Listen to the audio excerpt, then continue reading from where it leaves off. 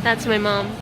Hello, my wasabis. This is Jirbie from Couchwasabi. Happy New Year! It's my first vlog for the new year. Well, this is sort of a mixed sit-down session plus a vlog session. Kasi ang hirap niyang i-vlog all throughout because the whole process would take you more than one day. And for today's video, I will be guiding you on how to renew your papers for the new year. Because every January, if you are a registered business owner in the Philippines, you would have to renew all your permits and your clearances. Depende kung nag-expire na siya in the previous year. So, when doing that, you would have to start off with your barangay clearance. Yun yung first step talaga. Before you can do any other thing this year for your business, kailangan mong i-renew yung barangay clearance mo. So, mine is actually done last week's Monday. Yun yung una ko inasikaso. And I paid a little over 1,000. And, yeah. So, basically, mabilis lang naman yung kailangan sa barangay clearance. I didn't keep na what's in it. But this is my receipt and I got my clearance. So, I will share with you a clip on how it went. Basically, you just have to fill in the form and have all those required papers, including your previous barangay clearance, and then submit it to your barangay. It's fast lang. And then you also have to submit your previous year's locational clearance, your fire clearance. I think yun lang. Medyo mabilis lang yung sa barangay clearance. The waiting time actually happened sa barangay mismo. So, depending on your barangay, I'm not sure if yours is more efficient or something, or mas may process, I don't know. But I actually arrived early at my barangay, and I was the first one to be served, but it also took me like 2 or 3 hours before I can finish and get my clearance. I didn't process my cedula there kasi I decided to process my cedula sa City Hall. So, that's also a tip.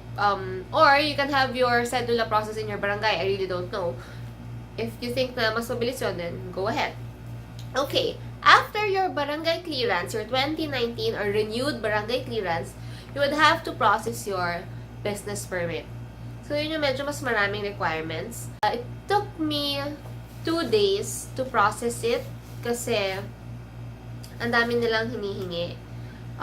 Okay, so let me just share it with you. So, here's my renewed barangay clearance. Yung original kasi sinasubmit sa City Hall. So, wala na akong original. Okay, so when you go to your City Hall, there's like a list of things that you should accomplish. But before that, since it's January, you have to make sure that you have to bring your income tax. So, dapat na finish mo na yung 2550M mo or yung 2551M. Depende kung ano yung kailangan ng business mo. Mine is 2550M. So, I've had that for yung mga 2550M ko for last year. So, dala-dala ko yun, pumunta ako sa City Hall kasi kailangan mo siyang isubmit and then they will issue or parang meron checker who will give you this paper. Great. So, it's sales declaration and evaluation form. So, that's like the first step that you will do when you have your barangay clearance. Pupunta ka dun sa parang alam na nila yun eh, parang may step 1, step 2, susundin mo lang. So I will also take you through that process. Ayan, kuha ka dito. Hi!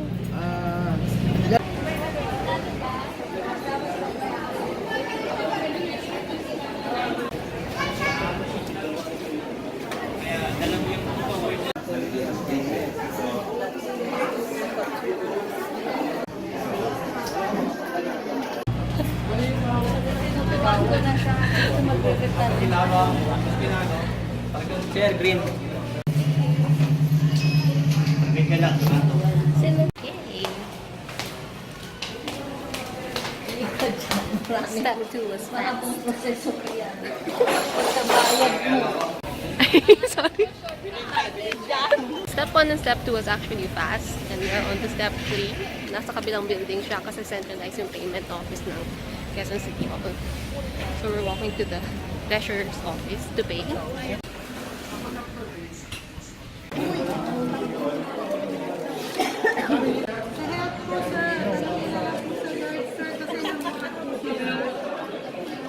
Alright, so eto, we are at the City Hall and we are doing this parang tax declaration to as far as I remember, wherein you will declare how much sales that you've had for the previous year and then may mag-check, and after nun, you will go to pay for your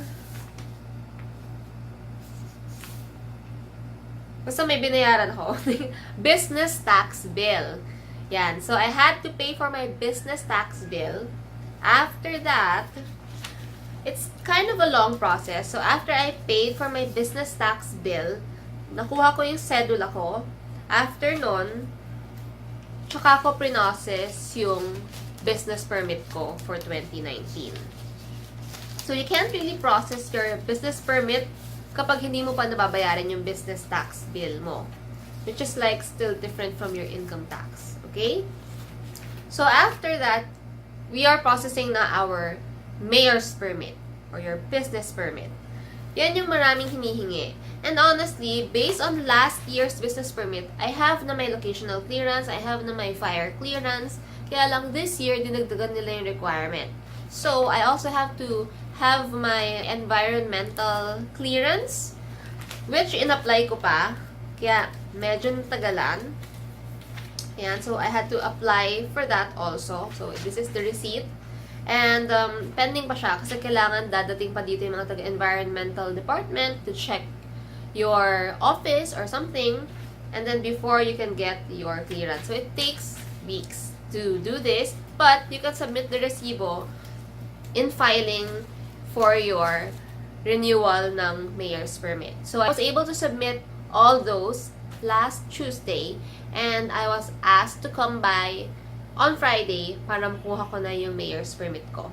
And then, sa mayor's permit, dun nakasulat ko ano pa yung mga to follow, just like what happened to me last year. Kasi when I got my mayor's permit, ang nakasulat sa remarks ko is to follow yung locational clearance and fire clearance. Kaya hindi ko na siya nasama sa first vlog ko about business permits kasi tinu-follow ko siya. So, on Friday, when I get my renewed 2019 business permit, that's when I'll know kung ano pa yung mga ibang clearances that I need to accomplish. And depending on your nature of business, dun dumadami or parang wala naman masyadong clearances that you will need. Alright? So, yun lang naman. My tip for you is to go to your barangay and to go to your city hall early. Like, if you can be there at 9, be there at 9. Kasi sobrang mas walang tao. Don't wait for it to be hapon na kasi mas mainit, mas maraming tao. Also, bring all the necessary documents that you have for your business. I like keeping everything in one clear book para nandun na lahat. And then I like keeping like photocopies, 2 to 3 copies of my originals kasi ang dami nilang hinihingi. Just so ready ka na. When you go there, bigay ka lang ng bigay ng photocopy. Yun yung tip na pwede kong ibigay sa'yo. The cost for this entire renewal for about a little, siguro basta less than 10,000 for my business. So, I paid the tax, I paid the renewals, I paid everything, basta 10K below. And then, also, this January, it's also the time where you should file your taxes, income taxes, ganyan. So, later on, I will be meeting with my accountant. I actually got na lang an accountant kasi I can't asikaso that na. I mean, my time is so packed. I cannot asikaso na yung pag-BIR. So, I'll be meeting with my accountant. I actually got na my accountant. If you need an accountant, hit me up. Maybe I can recommend my accountant. Basta if you're just in Quezon City, para mas hindi siya mahirapan. Okay. So, later, I will be meeting my accountant and I will be, I guess, sharing with her paano yung mga documents and ano yung mga natapos ko na. Actually, 2550 pa lang yung natapos ko.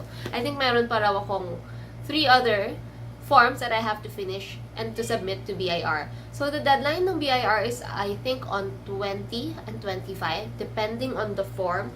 Yun yung hindi ko pa masyadong kabisado. So, I will be checking it with my accountant later.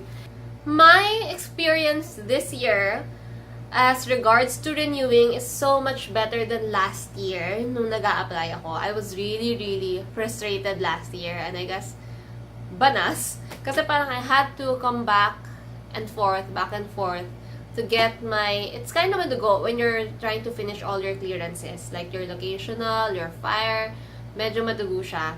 And while I am expecting that same level of stress for my environmental clearance, hindi pa naman, I don't know. I'm expecting for it to be processed ng matagal kasi medyo ganun talaga sa government. Although I wish na sana mas mabilis, no? But I'm just happy that I'm able to get my business permit in a week.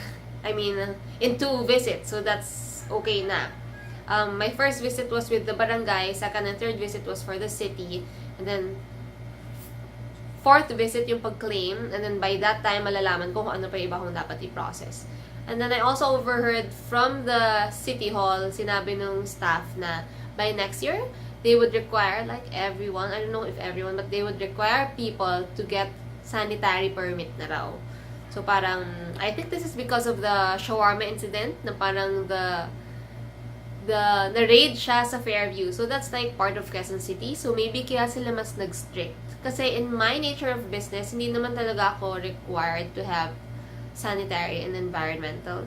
So, because of that incident, naging strict na I think yung city. I'm sure it's not the same for other cities. And I also heard medyo mas mahirap mag-business in Quezon City. So, depending on where you are, I hope that you have a better time processing your requirements. Also, to note, in Quezon City, iba yung building niya to pay everything.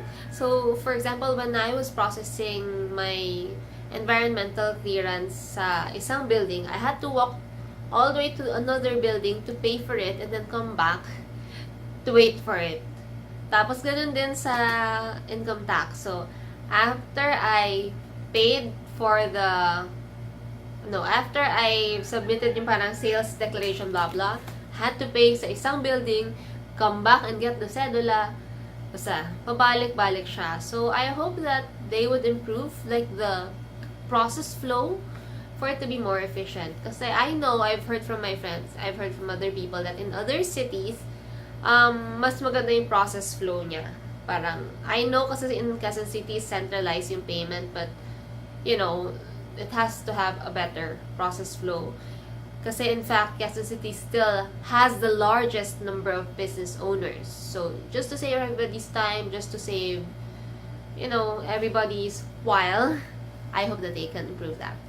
I hope you've enjoyed this video. Don't forget to hit thumbs up and subscribe to my channel. And don't forget to share this on your Facebook wall if you've enjoyed it so much or if you think it could help your friend in registering his or her own business. And I hope I'll see you in my next video. Bye!